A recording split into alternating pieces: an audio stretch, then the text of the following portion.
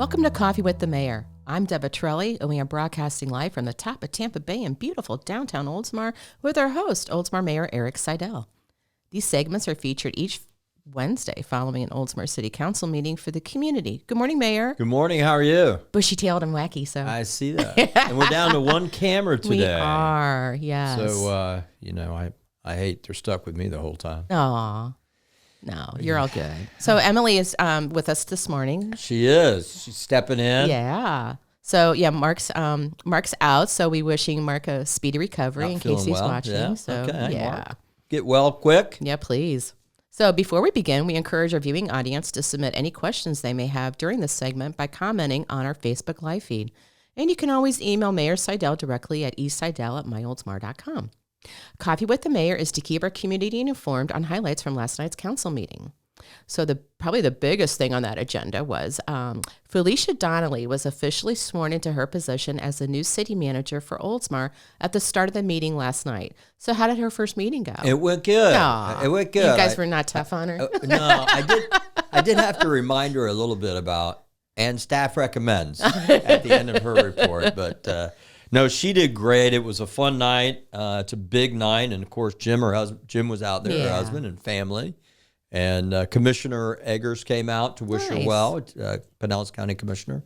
And past Mayor Jerry Beaverland was out there to wish her well. So it was really nice. Got her sworn in, and she jumped right in there. And boom, boom, boom, we're off and running. And a whole new era begins. Yeah. Right? So it's exciting. It's exciting. But she did great. Good. First one of many. Yeah, that's true, yes. First of many. So were there any interesting comments during Citizens Open Forum? Actually, it was pretty quiet. It was funny because Mayor Beaverland went last on the congratulations, and then he said, I do have something else I want to talk about. So I immediately switched to the Citizens Open Forum so I could start timing him. 5 minutes. That's going to be our running joke. He and I, no 'cause doubt. He laughs about it. But he did. He talked about over in Hillsborough County, their Veterans Park, they have what's known as a Path of Heroes. Oh, wow. And the mayor and I have talked about this before, and I've gone over there to look at it, and it's really a way to take our Veterans Park, which I think is just amazing, but to the next level. Mm-hmm. And certainly it's something we would involve the Veterans Advisory Board in. But so he brought that up about adding it as a future agenda item. So, but that was it. There were no comments. It was fairly quiet. Well, that's good. Yeah. Surprising. It's always Start nice. of the year. That's pretty It's always bonusy. nice, So, yeah. So I know you presented the Business of the Quarter Award last night for the fourth quarter of 2021. Who was the award presented to? It was presented to the Wingos, who opened up the TLC Adult Daycare and Recreation Center. And so Tom has spent years in adult healthcare and nursing homes and in those types of facilities. I mean, he has a 25-year history. He served as CEO and CFO. Wow. And years ago, his family, not too long ago, I should say, his family and I got together and they asked the question, is there a safe and affordable option for families to stay home longer with loved ones who need the help? Yeah.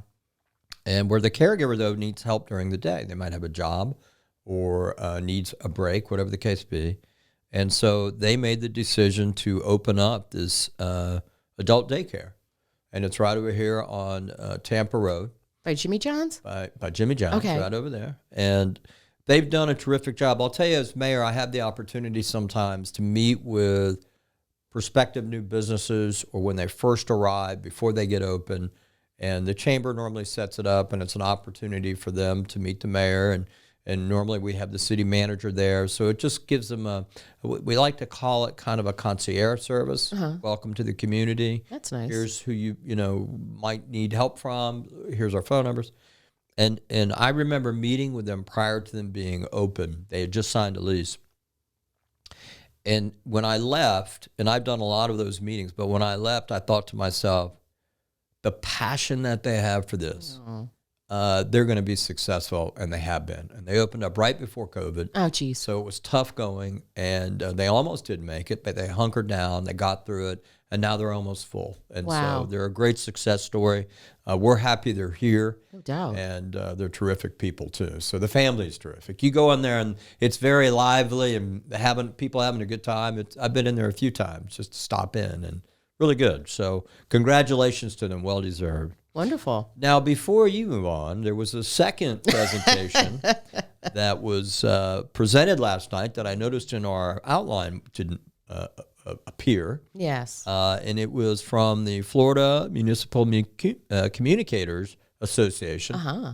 And who's the state president of that, by the way? I think her name's Devitrelli. That would be you. It is, yes. And so you're so humble that you took this off, but the city was recognized with 2 awards. And I should add, prior to becoming president. Yes. Just so it doesn't seem like you're giving yourself awards. Yeah. But we were recognized for Best Podcast, and that was for a podcast with a city manager, where he talked about his experience of being city manager during COVID. Yeah. And then we were also an honorable mention for a podcast with the Chamber's chairman of the board, Jason Sanders. And so it's a huge deal. And so we presented those last night, and really yourself and Mark deserve a lot of credit. No, thank you. For that kind of recognition for our city. Podcast is a new venture for us that we really started this year, or I guess last year. Yeah. And to be recognized right out of the chute for outstanding work says a lot. Oh. So congratulations. Well, thank you. And to the staff who's involved in it. Yeah. And, Mark too. Yeah. And the only thing I don't like about it was when I heard about it, it made it kind of difficult to be around the city manager because the city manager said, "Hey, did you hear that I got an award for the best podcast?" I said, Did he really? I hadn't heard that yet. And he goes, "Did you hear about yours?" I'm like, "Did I get one for our podcast?" He goes, "0." 0. Oh. So other than that, he didn't really do that. No, of course not. He will. He will. But anyhow, congratulations. It's a big thank honor, you. And Appreciate that. it just shines on the city. No. Well, council discussed open house meetings on development agreements last night. Curious how that one went. It went great. I had this item added to the agenda because I want us to have a plan moving forward, and certainly that we've gotten the feedback from the community. And, it's been difficult to have these hearings because we don't have a specific proposal yet. And so it's more in the general area of should we have more density, should we not, that kind of thing. But this is really regarding we know there is an agreement out there that's coming, or a proposal, I should say. There's a concept plan out there, but there's a proposal that's coming. And we have some ideas on how it's going to be. But as we get that, what I suggested to the council, and we were completely had 100% consensus on this, was the way we approach it when we receive it, because that's not really spelled out in our protocols. And so the approach is going to be when we get that proposal or any other proposal, because I think there could be more than one, would not surprise me. Yeah, sure. And that what our approach to it will be is we'll receive it as a council. It'll give us an opportunity to review it. And unless somebody really makes an effort to try to kill it right on the spot, which I would anticipate probably not, but that we won't vote on it. What we'll do is then go hold a series of open houses. And so the difference between an open house and a public hearing, or what often is referred to as a town hall and a public hearing are very similar. Everyone gets so much time to speak, but it's not an interactive scenario. Yeah. It's because that doesn't really work in that environment. An open house, however, is where we take the details of that proposal. Let's just say some of the key issues. What's the impact of traffic? What's the impact of parking? These are some of the questions you hear being asked about anything being done downtown, which are legit questions. Definitely. And it then gives you, now you have a proposal so you can answer the questions to that. Because I know there's been some speculation on the parking, which I think is a mistake, because we require a parking study, right? We require these things, and they're different based on what the proposal is. Yeah. And so what we would do is when we have a proposal, before the council votes up or down on it, we would then hold 3 meetings. And the way we want to do it is we want to have an open house at Tico Hall over by the library. We want to have one over at Cypress Forest Rec Center. And then we want to have one, I spoke to the folks out at Golair for their community center. That's nice. Which is good because people over in that area are accustomed to going there to voting. And so we'll hold 3 different ones, and we'll do it in a way that it's an open house, like it's from X time to X time. We'll try to move the times around to be accommodating for folks. Excuse me. And you'll have like an area over here when you walk in. It's about parking, and over here is about maybe the street side look to it. Different things where people can ask questions, get answers, and we can record that. And so staff will work on some ways to, have the codes that people can scan. QR, yeah. And give feedback as they're going through it. And so it's a different approach. We want to involve more folks in it. And so the council was 100% in agreement that that's something that we should do. So stay tuned. There's more to come. Nice. Yeah. That'd be interesting. Approval was requested for the consent to assignment of the solid waste collection franchise agreement to Coastal Waste and Recycling of Central Florida. Was this approved? It was approved, and it's almost a housekeeping thing. It's not uncommon where you see that companies will change hands and that type of stuff. It's also actually built into the agreement that it is assignable. Okay. And so it does require our approval. So we gave it. There's no changes to collections. There's, it is in the boardroom versus on the street kind of change. So Got it. Yeah. yes, it was approved. Oh, good. And also approval was requested for the special event application fee waiver for the Upper Tampa Bay Chamber of Commerce's Second Friday events. And those will be held January 14th, February 11th, March 11th, April 8th, and May 13th. I'm assuming this was approved. It was approved. Okay. It was approved. That event keeps growing. And it's funny because, you get into the holidays, you got people traveling and that kind of stuff. And frankly, I was kind of surprised that they still held it in December. And they still had a nice turnout. Yeah. And so what's amazing to me that right now, here we're talking about an event that is next Friday, the first one, right? Yeah. And that's mid-January already. What is happening? It seems the older I get, the quicker it goes, Like, don't go to sleep. It'll be next year, Yeah. But anyhow, it was approved unanimously, and the Chamber of Commerce does a terrific job with those events. And so I encourage everyone to come out. It's held downtown. Yeah. It's a lot of fun. It's not super long, and the weather should be great. And so car show too, right? Car show. They got the big car show going on, and it's all free. Oh, even better. Even better. So bring the kids out.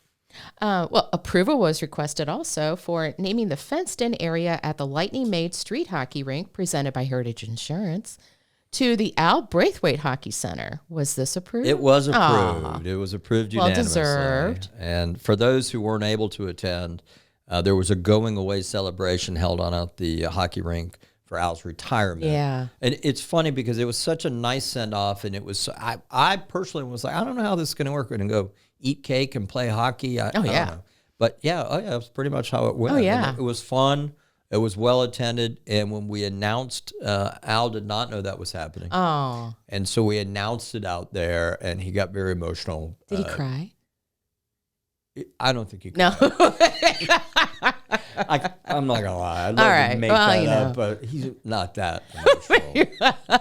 Hockey, come on, Hockey, right. now. They don't cry in hockey. There's no crying in hockey. But anyhow, we announced it out there, and it was a really well-attended event. And so, this was kind of the follow-through for it. And it's exciting, and it's very fitting. This is a guy who was very passionate about that project. Oh, definitely. And it certainly brought a lifetime, which I hope will be a lifetime relationship for the city with the Lightning. Yeah. And they're just a Class A organization, and they've followed through on their support. And as a matter of fact, we have another hockey training program coming up. That's true. And so in any event, yes, it did pass. Well, good. Good to hear. Any other key action items from the meeting or announcements? No, there's some announcements. I just mentioned the free hockey clinic, which will be Saturday, January 15th from 11 to 1:30, and it's by age bracket. You can go online to get more details, Oldsmar.com. Oldsmar, Oldsmar will be down there. And, of course, we have the Christmas tree recycling taking place over by Ariel's Park. And so don't dump that out in your front yard. No, please don't. Please don't do that. We need mulch. I told the story last night that, we opened that like the day before Christmas. And I live around the corner from there. And I was driving by Christmas morning. I had to run up to the convenience store at about 11 o'clock. And I was driving back. There was already a Christmas tree in the On lot. Christmas morning. Christmas morning. Ooh, and kind of grinchy. yeah, a little bah humbug, right? Yeah. But in any event, so that's happening. And just a little follow-up on looking back, I just want to take the opportunity to thank Ashley Painter, who's our sustainability coordinator. As you know, on December 11th, we had the Vertical Oyster Garden event out by Ariel's Park, and we had almost 100 people out there. I mean, it was well attended. We made a lot of vertical oyster gardens, and so that project is off and running, and it will be ongoing. And so, but I wanted to recognize her in particular because she did a terrific job in organizing and putting it together. And of course, that night we had the golf cart parade. Oh, wow, busy weeks. At the same time as the garden, we had Santa in the park. Which I need to thank Councilmember Saraki because he helped bring Santa Claus out there. Oh, that's nice of him. Yeah, that was he was doing that, and so we had the golf cart parade that night, and so all these events take a lot of staff's time. Yeah. So it's our opportunity as citizens to say thank you. Definitely. Because it really makes the holidays and makes our town special. And then on the 12th, the next day, for those of you who live over by Veterans Park. It was a tribute to the troops put on their Gold Star Mother's Day, if you will, and we're honoring Gold Star families that day. And they do a procession of motorcycles leading there, and it's just a beautiful event.